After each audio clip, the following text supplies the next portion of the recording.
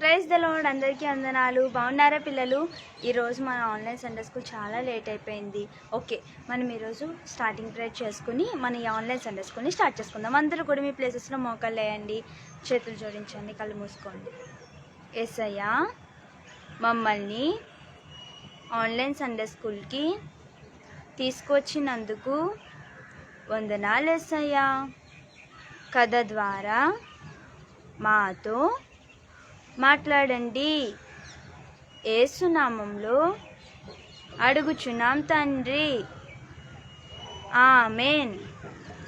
Okay పిల్లలు, మనం పాటలు పాడుకుని దేవుని మహింపరచుకుందాం. అందరూ కూడా మీ ప్లేసెస్లో నుంచోండి. స్తుతి ఆరాధన పాడుకుని దేవుని మహింపరచుకుందాం. ఓకే, అందరూ కూడా మీ ప్లేసెస్లో నుంచోండి. స్తుతి ఆరాధన. స్తుతి ఆరాధన పైకి వెళ్తుంది, ఆశీర్వాదం కిందకి వస్తుంది. స్తుతి ఆరాధన పైకి వెళ్తుంది, ఆశీర్వాదం కిందకి వస్తుంది. మన ప్రభువు గొప్ప శక్తివంతుడు, చూడు మనలను ప్రేమించును. మన ప్రభువు గొప్ప శక్తివంతుడు, చూడు మనలను ప్రేమించను. హల్లెలూ హల్లెలూయా, హల్లెలూ హల్లెలూయా, హల్లెలూ హల్లెలూయా, హల్లెలూ హల్లెలూయా. స్తుతి ఆరాధన పైకి వెళ్తుంది, ఆశీర్వాదం కిందకి వస్తుంది. స్తుతి ఆరాధన పైకి వెళ్తుంది, ఆశీర్వాదం కిందకి వస్తుంది. హల్లెలూయా హల్లెలూయా. ఓకే, నెక్స్ట్ ఇంకో పాట మనం పాడుకోవచ్చు. మనం లాస్ట్ వీక్ నేర్చుకున్నాం కదా, యేసయ్యా ఎంత మంచి కుమారి అనే పాటను మనం పాడుకోవచ్చు. ఓకేనా పిల్లలు? ఓకే. యేసయ్యా ఎంత మంచి కుమారి, యేసయ్యా ఎంత మంచి కుమారి, యేసయ్యా ఎంత మంచి కుమారి, యేసయ్యా ఎంత మంచి కుమారి. పొట్టిగా చేశాడు, పొడవుగా చేశాడు, పొట్టిగా చేశాడు, పొడవుగా చేశాడు. ఏది చేసినా మంచిగా చేశాడు, ఏది చేసినా మంచిగా చేశాడు. యేసయ్యా ఎంత మంచి కుమారి, యేసయ్యా ఎంత మంచి కుమారి, యేసయ్యా ఎంత మంచి కుమారి, యేసయ్యా ఎంత మంచి కుమారి. సన్నగా చేశాడు, లావుగా చేశాడు, సన్నగా చేశాడు, లావుగా చేశాడు. ఏది చేసినా మంచిగా చేశాడు, ఏది చేసినా మంచిగా చేశాడు. యేసయ్యా ఎంత మంచి కుమారి, యేసయ్యా ఎంత మంచి కుమారి, యేసయ్యా ఎంత మంచి కుమారి, యేసయ్యా ఎంత మంచి కుమారి. తెల్లగా చేశాడు, నల్లగా చేశాడు, తెల్లగా చేశాడు, నల్లగా చేశాడు. ఏది చేసినా మంచిగా చేశాడు, ఏది చేసినా మంచిగా చేశాడు. యేసయ్యా ఎంత మంచి కుమారి, యేసయ్యా ఎంత మంచి కుమారి, యేసయ్యా ఎంత మంచి కుమారి, యేసయ్యా ఎంత మంచి కుమారి. హల్లెలూయా హల్లెలూయా. ఓకే పిల్లలు, అందరూ కూడా మీ ప్లేసెస్లో కూర్చోండి. మనం ఈ వీక్ మన స్టోరీని చెప్పుకోవచ్చు. అందరూ కూడా మీ ప్లేసెస్లో కూర్చొని చేతులు కట్టుకుని మీ మొబైల్స్ వైపు చూడండి. ఓకే ఓకే పిల్లలు, ఈరోజు మన స్టోరీలోకి వెళ్ళిపోదాం. శ్రద్ధగా వినండి. ఓకే, లాస్ట్ వీక్ మనం ఎవరి గురించి చెప్పుకున్నాము గుర్తుందా పిల్లలు? అబ్రహాం తాత కొడుకైన ఇస్సాకు గురించి చెప్పుకున్నాం. ఇస్సాకు గొడవలకి వెళ్ళాడా? వెళ్ళలేదు. ఇస్సాకు గొడవలకి వెళ్ళాడా? వెళ్ళలేదు.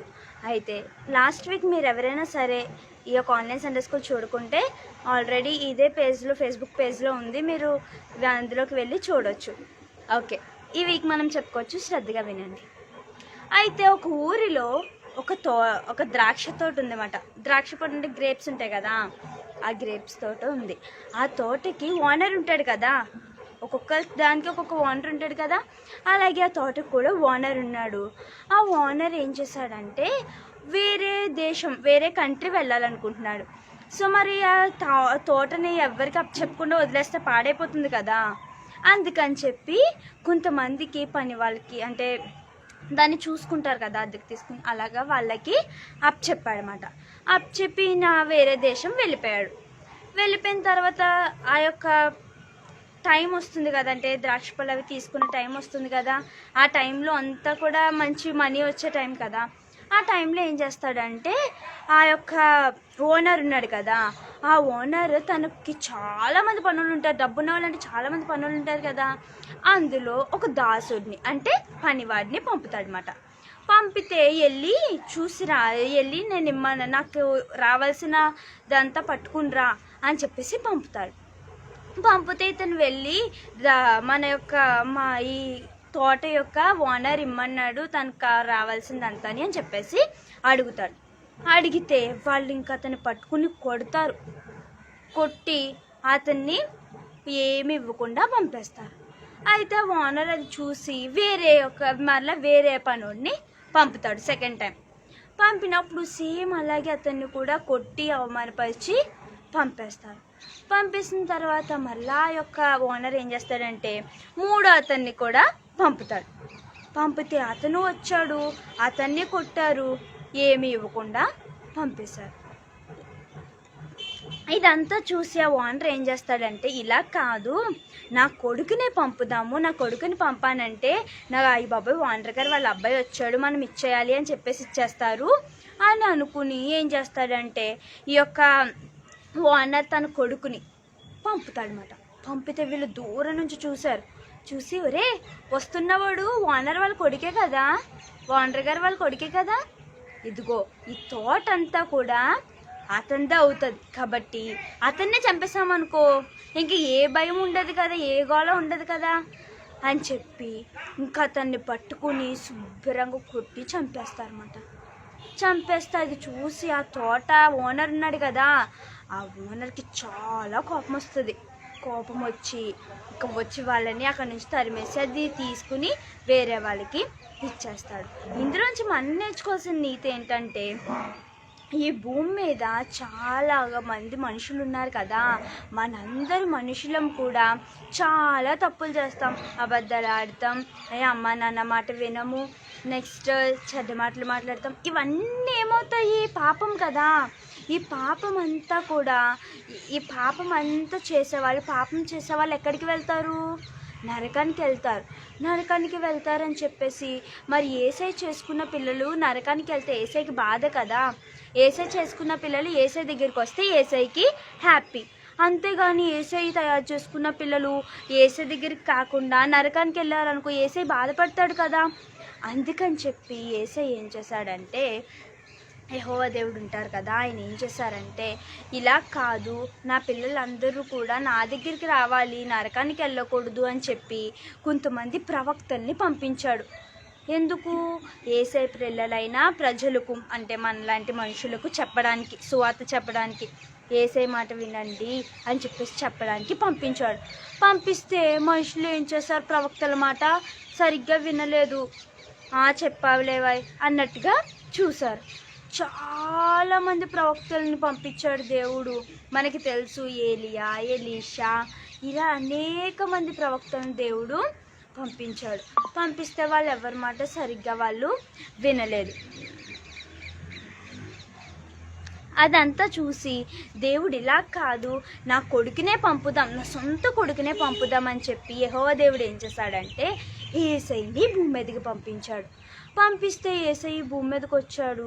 ఈ భూమి మీదకి వచ్చినప్పుడు యేసయ్య చెప్పాడు, నన్ను నా తండ్రి పంపించాడు, యెహోవా దేవుడు పంపించారు అని చెప్తే ఏం చేశారు తెలుసా మనుషులు?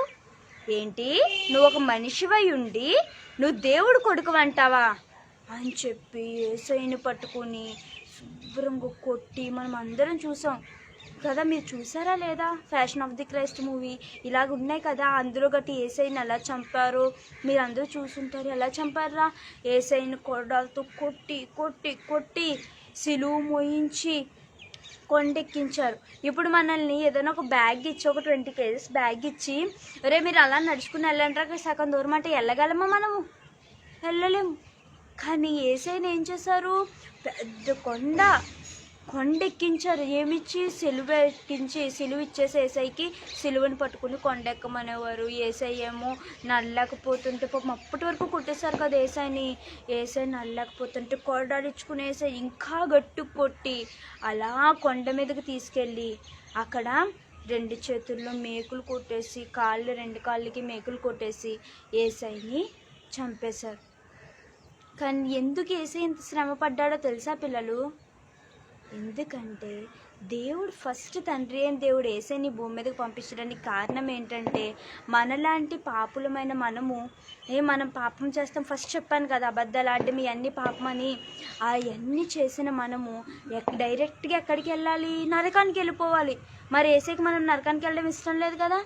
అందుకని ఏం చేశాడంటే, నా పిల్లలు నరకానికి వెళ్ళడానికి వీల్లేదు అని చెప్పి యేసయ్య తన రక్తాన్ని మన కొరకు చిందించాడు. సిలువలో యేసయ్యని చంపేశారు కదా, అప్పుడు యేసయ్య బ్లడ్ అంతా పోయింది. ఆ బ్లడ్ వల్లే మనకు రక్షణ అనేది వస్తుంది. కాబట్టి ఎవరైతే యేసయ్య యొక్క రక్తాన్ని ఆశ్రయిస్తారో, ఆ యేసయ్య దగ్గరికి వెళ్ళి యేసయ్య నా పాపాలు క్షమించేసయ్యా అని అడిగి బాప్తిసం పొందుతారో వాళ్ళ పేరు పరలోకంలో ఉంటుంది. ఇప్పుడు మీకు స్కూల్లో అటెండెన్స్ వేస్తారు కదా, అటెండెన్స్ వేసినప్పుడు అక్కడ అటెండెన్స్ రిజిస్టర్లో మీ పేరు ఉంటేనే కదా మీకు అటెండెన్స్ పడుతుంది. అలాగే అందరూ మీ స్కూల్లో చదువుతున్నారని తెలుస్తుంది. అలాగే యేసయ్య దగ్గర కూడా ఒక బుక్ ఉంది, పరలోకంలో పెద్ద బుక్ ఉంది. దాని పేరు జీవ గ్రంథం అంటారు. ఆ జీవ గ్రంథంలో మన పేరు ఉండాలంటే యేసయ్యని మనము నమ్మాలి. యేసయ్య మా పాపాలు క్షమించండి అని అడగాలి. అడిగి బాప్తిసం పొందినప్పుడు మన పేరు జీవ గ్రంథంలో ఉంటుంది. అప్పుడు మనం అందరం ఎక్కడికి వెళ్తాము? పరలోకానికి వెళ్తాం. మనకు పరలోకాన్ని ఇవ్వడానికే యేసయ్య ఈ భూమి మీదకి వచ్చాడు, చిత్రవదలు పడ్డాడు. తిరిగి చనిపోయిన తర్వాత యేసయ్య లెగలేదా అంటే లెగిచాడు. 3rd డే యేసయ్య మన కోసం మళ్ళీ తిరిగి లేచాడు. ఎందుకు? మనకి పరలోకాన్ని ఇవ్వడానికి. కాబట్టి మనకి ఇంత హెల్ప్ చేసిన యేసయ్యని, మనల్ని ఇంత లవ్ చేసిన యేసయ్యకి అందరం థ్యాంక్స్ చెప్దామా పిల్లలు? ఒకసారి అందరు గట్టిగా యేసయ్యకి హల్లెలూయా చెప్పండి. హల్లెలూయా. ఓకే, అడుగుదాం యేసయ్య, మేమందరం కూడా నువ్వు మమ్మల్ని ఎంతగా ప్రేమించావో అంతకన్నా ఎక్కువగా మేము నిన్ను ప్రేమించలేము. కానీ నువ్వు ప్రేమించిన దాంట్లో కొంచెమన్నా మేము నిన్ను ప్రేమించాలి యేసయ్య. మేము ప్రేమించగలిగినంతగా నిన్ను ప్రేమించాలి యేసయ్య అని అడుగుదామా పిల్లలు? అందరూ కూడా అడుగుదాం. యేసయ్య ఏం చెప్పాడంటే, యేసయ్యని భూమి మీద చంపారు ఏమ్మా మనకి తెలుసు. అలాగే ఇంకా యేసయ్య పిల్లల్ని ఇప్పుడు చంపుతున్నారు కదా, మనం చాలా చోట్ల చూస్తున్నాం. యేసయ్య పిల్లల్ని చిత్రవదలు పెట్టి చంపుతున్నారు. ఎందుకు? ఈ భూమి మీద ఉన్న వాళ్ళు మంచి వాళ్ళ కాదు. కాబట్టి ఈ భూమి మీద చాలామంది మూర్ఖులు ఉన్నారంటే వాళ్ళకి మంచి అనేది ఇష్టం ఉండదు. ఎప్పుడు కూడా బ్యాడ్ థింగ్సే వాళ్ళు చేస్తారు. అలాంటి మూర్ఖులకు మనం ఎప్పుడైతే వేరుగా ఉంటామో మనం ఖచ్చితంగా రక్షింపబడతాం. కాబట్టి యేసయ్య మూర్ఖులకు మేము వేరుగా ఉండాలి, నువ్విచ్చే రక్షణ మేము పొందుకోవాలి అని ప్రతిరోజు మనం అడగాలి. యేసయ్యని ఏదో ఒకరోజు అడిగితే సరిపోదు. యేసయ్యని ప్రతిరోజు అడగాలి. యేసయ్య మనం ఎప్పుడు యేసయ్యకి ప్రే చేసుకుంటాం కదా, అప్పుడు చెప్పాలి, యేసయ్య నా పాపాలు క్షమించేసయ్యా, నా చిన్న హృదయంలోకి యేసయ్య అని ఎప్పుడైతే మనం అడుగుతామో యేసయ్య ఖచ్చితంగా మన పాపాలు క్షమిస్తారు, మనలోకి వస్తారు, మన పేరును జీవగ్రంథంలో రాస్తారు. మనకు అప్పుడు ఏమవుతుంది? మనం డైరెక్ట్గా పరలోకానికి హ్యాపీగా వెళ్ళొచ్చు. కాబట్టి యేసయ్యని అడుగుదాం. అందరూ కూడా మోకాలు యేసయ్య మా పాపాలు క్షమించండి, నువ్వు ఇష్టపడే విధంగా మేము ఉండాలి యేసయ్య అని అడుగుదామా పిల్లలు? కళ్ళు మూసుకోండి, అందరూ మోకాలు వేయండి, చేతులు జోడించండి, కళ్ళు మూసుకోండి. యేసయ్య ఈరోజు కథ ద్వారా మాతో మాట్లాడినందుకు వందనాలు యేసయ్య. యేసయ్య నువ్వు మా కోసం ఎంతో శ్రమపడి మాకు పరలోకాన్ని ఇచ్చావు యేసయ్య. ఆ పరలోకంలో మేమందరము ఉండాలంటే నీ సహాయం మాకు కావాలి. మాకు సహాయం చేయండి యేసయ్య. యేసు నామములో అడుగుచున్నాం తండ్రి, ఆమేన్. ఓకే పిల్లలు, నెక్స్ట్ వీక్ మనం ఇంకా 4కే వద్దాము. అందరూ కూడా ప్రతిరోజు ఏసయ్యని అడగండి, ఏసయ్యా మా పాపాలు క్షమించండి, మాకు రక్షణను ఇవ్వండి అని అడుగుదాం. ఏసయ్య మనకి కరెక్ట్ టైంలో ఏ టైం అయితే మనకి నిర్ణయించి ఉంచారో ఆ టైంలో మనకి రక్షణ అనేది ఇస్తారు. ఓకే పిల్లలు, అందరూ కూడా నెక్స్ట్ వీక్ నేను 4కే వస్తాను, ఎగ్జాక్ట్ 4కి వస్తాను. మీరందరూ కూడా రెడీగా ఉండండి. మీ ఫ్రెండ్స్కి కూడా ఈ విషయాన్ని షేర్ చేయండి. మీ ఫ్రెండ్స్కి కూడా చెప్పండి ఆన్లైన్ సండే స్కూల్కి రమ్మని. ఓకేనా పిల్లలు? Okay, bye bye.